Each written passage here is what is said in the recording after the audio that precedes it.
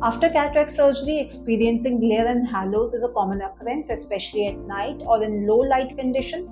This issue is usually temporary because the brain needs some time to adjust to the new artificial lens. In most cases, symptoms decrease within 2 to 3 weeks, but for some patients, this adaptation can take up to 2 to 3 months. If glare and halos persist for a longer time, there can be a several reasons behind it and treatment is done accordingly.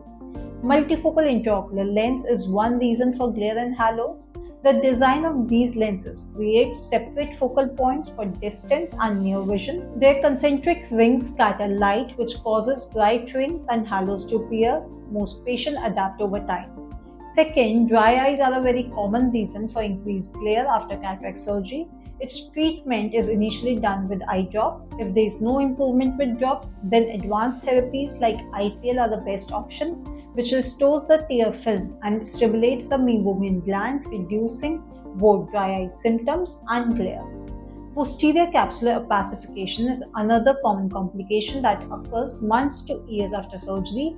The natural lens capsule becomes cloudy and the patient feels as if the cataract has returned. This cloudy capsule scatters light, which increases the blurred vision, glare, and halos.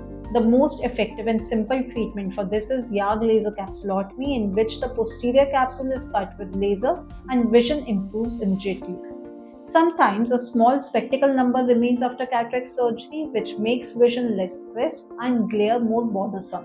This is called residual refractive power. An easy solution is to use glasses, but if the patient wants to avoid glasses, laser correction option like Customize can be used to permanently remove the number.